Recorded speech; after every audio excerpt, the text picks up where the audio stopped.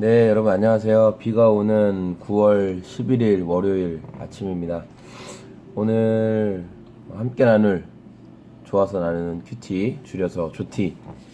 오늘은 디모데전서 6장 11절부터 21절까지가 우리 매일 성경 본문입니다. 오늘 말씀을 보면 이제 바울은 영적인 아들 디모데에게 마지막으로 이제 증언하면서 선한 싸움을 싸우고 선한 증인이 되고, 그리고 앞전에 이야기했던 것처럼 돈을 사랑함으로 인해서 또 하나님 앞에 죄를 범하지 말아라 라고 이렇게 권면하는 마지막 내용이 등장하게 되는데요. 특별히 오늘 저는 말씀 가운데 저와 여러분들에게 선한 싸움을 싸우라고 말씀하시는 하나님을 발견하게 됩니다. 여러분, 어제 우리가 심쿵 모임하면서 같이 이야기 나누었던 것처럼 하나님께서 저와 여러분들을 세상의 소금으로 부르셨죠. 그리고 세상의 빛으로 부르시고, 또 특별히 트랙 위를 달리고 있는 운동선수로 부르셨다는 것을 여러분 기억하시길 바랍니다.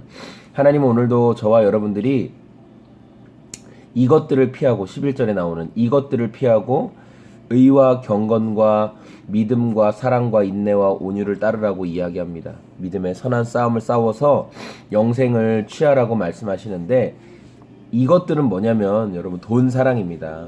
이 6장의 초반부 6장에 나오는 돈 사랑에 대한 내용입니다. 돈을 사랑하고 돈이 더 있기를 바라는 마음, 더 가지고 싶은 마음, 가난한 사람은 탐심으로, 부자는 더 갖지 못해서 계속 더 추구하는 마음, 이런 것들에 대해서 피하라는 겁니다. 돈을 사랑함이 일만 악의 뿌리가 된다고 말씀하셨기 때문입니다. 여러분, 우리가 오늘 싸워야 할 싸움은 믿음의 선한 싸움이라는 것을 기억하시길 바랍니다. 여러분은 이것을 위해서 부르심을 받았습니다.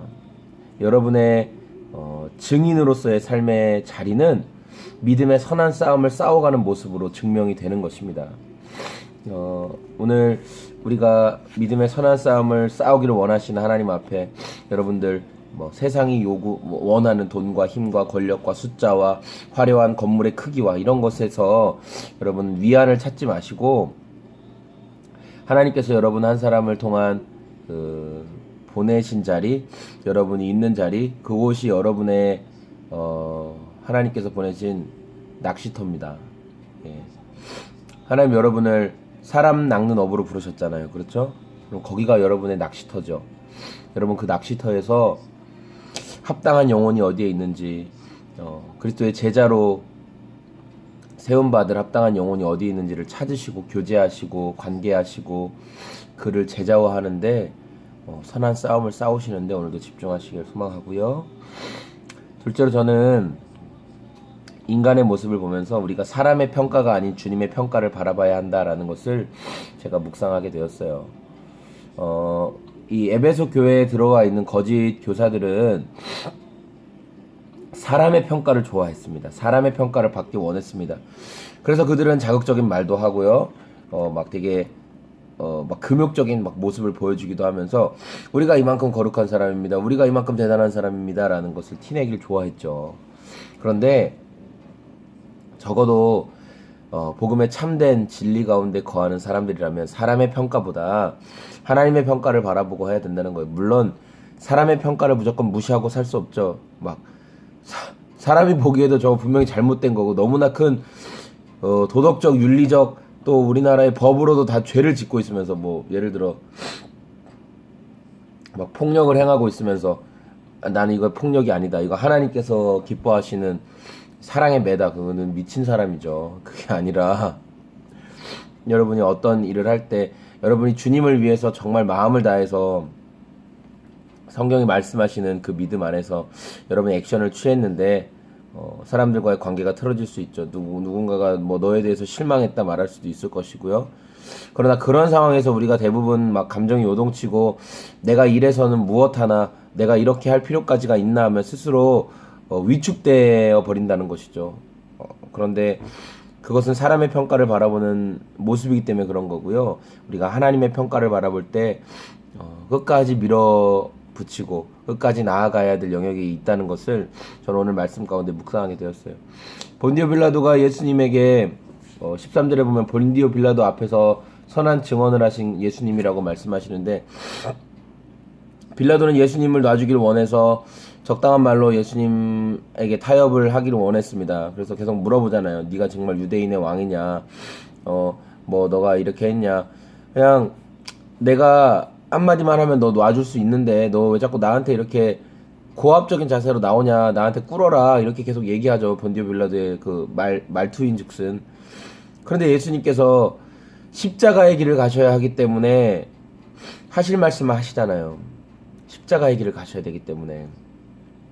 여러분, 십자가의 길을 가야 되는 저와 여러분들인데, 뭐 곁에 있는 사람들이 좀 힘들어한다고, 곁에 있는 사람들이 십자가의 길을 가는 여러분에 대해서 그 길로 가지 말고 좁은 길로 가지 말고 넓은 길로 가자라고 말할 때 여러분 어떤 선택을 하실 거냐는 거죠. 사람의 평가를 바라보면 함께 넓은 길로 가는 것이 맞지만, 궁극적으로 영광스러운 하나님의 평가를 바라본다면 여러분 좁은 길을 가셔야 되는 거죠. 그렇죠? 그래서 오늘 저는 마지막으로 분별하는 삶을 살아야 한다는 것을 제가 적용하게 된 겁니다. 돈에 대한 분별이 필요하고, 그리고 거짓 교사들의 허탄한 지식과 반론에 대한 분별이 필요하죠.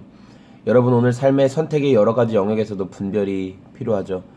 여러분들 무엇으로 분별하실래요? 어제 청소년 아이들이랑 같이 셀 모임을 했어요. 너희들 왜 큐티 하지 않니? 라고 물어봤을 때 아이들이 큐티해도 소용이 없대요. 그거 왜 하냐요? 아무 소용이 없어요. 뭐 하기 싫어요. 그 시간에 성경 피는 거 귀찮아요. 다 뭐 그 아이들 입장에서 맞는 말이죠. 그래서 물어봤어요. 얘들아, 너희는 너희들이 가는 길에 목적지를 알고 있니? 너희들이 인생의 목적지를 알아? 모르겠대요. 그럼 너희는 왜, 어떻게, 뭐 생각하면서 가는 거야? 그냥 가는 거래, 하루하루. 저와 여러분들과 되게 비슷한 것 같아요, 그죠? 그럼 말씀은 우리의 이정표입니다, 이정표. 우리가 어디로 가야 할지를 지시해 주십니다. 이쪽으로 가라, 이쪽으로 가라, 이쪽으로 가라. 말씀은 우리에게 지시해 주십니다. 그래서 오늘 여러분이 어떤 분별을 해야 될 때 묵상이 필요한 것이고, 하나님의 말씀을 듣는 것, 생각하는 것, 그것을 마음에 심는 것이 그래서 필요합니다.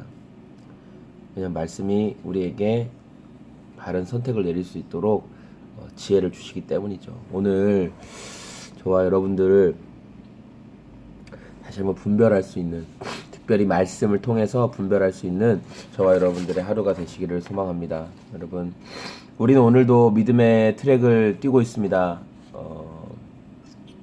중간에 좀 이탈하고 싶기도 하고 그만 뛰고 싶기도 하겠지만, 여러분, 예수님은 십자가를 묵묵히 지고 가셨습니다. 저와 여러분의 죄를 위해서.